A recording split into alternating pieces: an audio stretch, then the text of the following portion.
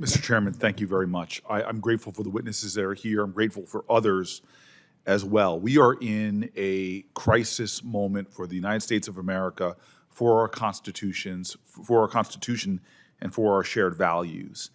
And we see this by a president who's pursuing a course that violates our laws, that violates our morals and our ideals, that is an attack on our Constitution, that is bringing chaos, corruption, and cruelty to the fore in the United States. I'm grateful to hear the comments by my colleagues and the responses that have been given by our witnesses today, but let's just be clear, the deployment of the National Guard and military troops was an unlawful exercise of authority. It was an action that is provocative and creating more of a crisis than it is solving, when even the police leader of Los Angeles is saying that this makes it harder for them to do their job, is a testimony to Donald Trump's end not being strength in our streets, security in our streets. It is a testimony to what he's really trying to do is create more and more of a provocation and more of a cause for him to violate our laws. Just last month, we know that Los Angeles is not an isolated incident, because all around the country we're seeing outrageous flaunting of the law. Just last month, the DOJ took the unprecedented step of arresting the mayor of my city, Newark, New Jersey, outside an immigration detention center. The DOJ charged a United States Congresswoman, LaMonica McIver, who was exercising her congressional oversight authority to inspect that detention facility. And as people rushed out, agents rushed out to wrongfully arrest a mayor, catching her up in the process, and now they're bringing charges against her.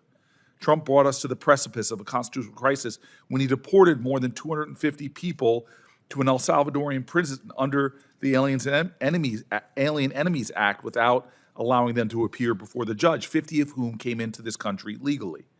And when a unanimous Supreme Court ordered him to bring back the individuals who by the government's own admissions had been mistakenly deported, home to avail himself of the constitutional mandated process he was entitled to, the president refused to comply.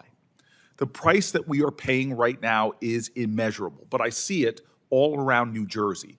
Our streets are less safe. Our economy is being severely hit. We have victims of crimes who are afraid to come forward to bear witness against the person who victimized them. We are seeing law enforcement resources invaluable to stopping crime being pulled away from other agencies and directed to the invasion of schools and courts, as we've just heard, to tearing apart the fabric of our community, not to get criminals, not to get violent gang members, but to separate families and to, in so many instances, truly undermine the very people who give strength to our communities and our neighborhoods. And so I am doing what my other colleagues are doing. We need to sound the alarm. This is not isolated pockets of activity. This is a larger, comprehensive effort to go through that is trying to undermine our Constitution, our values, and slip us further and further towards authoritarian rule. And so I want to ask again, and I think it's really important, Ms. McCord, the legal work that you're involved in, and I just want to just to clarify this point I made about the declaring of national emergencies that are being done. First of all, the circumstances in Los Angeles and early Saturday. There was no clear following of the rule, and I think it's Title 10, Section 12406. It is a clear, if you read that statute, violation to be sending in the National Guard around the governor's office, correct? Excuse me, the statute requires that orders to federalize the National Guard must be issued through the governor, and at least based on the governor's allegations in the lawsuit, he was bypassed. And then I want to be respectful to my colleagues because my time is pretty much out. But for Americans to think that a president who violates the laws and the rights of marginalized people, that does not implicate them and their constitutional rights. Could you do me a favor when it comes to his using trumped up reasons to declare national emergencies? If the president continues in this way, there are over 150 powers that become available to him, including things like suspending the Clean Air Act or taking possessions of certain lands for war purposes or shutting down domestic transportation.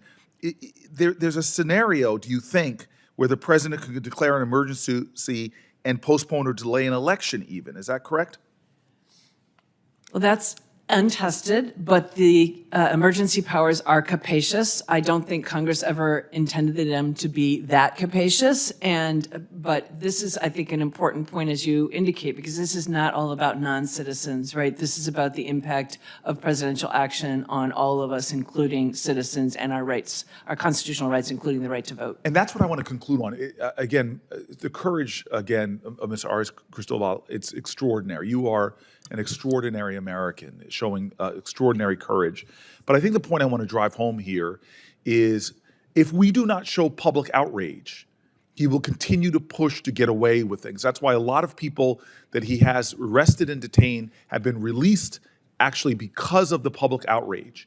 This is a man that is saying it is unpatriotic, un-American to protest.